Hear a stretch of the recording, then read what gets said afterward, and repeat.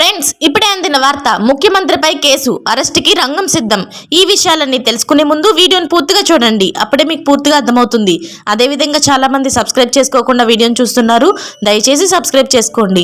Subscribe చేసుకోవడం వల్ల నేను చేసే ప్రతి వీడియో అప్డేట్ మీకు ముందుగానే నోటిఫికేషన్ రూపంలో వస్తుంది. అదేవిధంగా లైక్ చేయడం మర్చిపోతున్నారు. దయచేసి లైక్ చేయండి. లైక్ చేయడం వల్ల ఇటువంటి ఇంపార్టెంట్ ఇన్ఫర్మేషన్ చాలా మందికి రీచ్ చేసిన వాళ్ళు అవుతాం.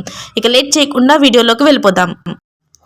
ప్రస్తుతం రద్దు చేసిన ఎక్స్చేంజ్ పాలసీ సంబంధించిన మనీ లాండరింగ్ కేసుకు సంబంధించి ఢిల్లీ ముఖ్యమంత్రి అరవింద్ కేజ్రీవాల్ను ఎన్ఫోర్స్మెంట్ డైరెక్టరేట్ విచారణకు పిలిచింది. డిసెంబర్ 21వ తేదీన ఏజెన్సీ ముందు హాజరు కావాలని ఆయన కోరింది. అరవింద్ కేజ్రీవాల్కు ఎన్ఫోర్స్మెంట్ డైరెక్టరేట్ సమన్లు పంపడం ఇది రెండోసారి. అరవింద్ కేజ్రీవాల్ను డిసెంబర్ 2న తను ముందు హాజరు కావాలని ఈడీ కోరింది. అయితే ఇది చట్టవిరుద్ధమని, రాజకీయ ప్రేరితమని ఆరోపిస్తూ ఆమ్ ఆద్మీ పార్టీ అధినేత సామాన్లు దాటవేశారు. ఇదే కేసుకు సంబంధించి అరవింద్ కేజ్రీవాల్ పార్టీ అధినేత మనీష్ సిసోడియా, సంజయ్ సింగ్లను కేంద్ర దర్యాప్తు సంస్థలు అరెస్టు చేశాయి. ఈ ఏడాది ఏప్రిల్లో జరిగిన మద్య కుంభకోణానికి సంబంధించి అరవింద్ కేజ్రీవాల్ను కూడా సిబిఐ ప్రశ్నించింది.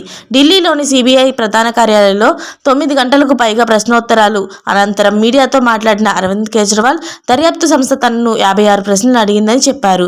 సిబిఐ 9.5 గంటల పాటు ప్రశ్నించింది. అన్ని ప్రశ్నలకు సమాధానం ఇచ్చానని చెప్పారు. ఇలాంటి లేటెస్ట్ అప్డేట్స్ అన్ని ముందుగానే పొందాలి అనుకుంటే మా ఛానల్ సబ్స్క్రైబ్ చేసుకోండి.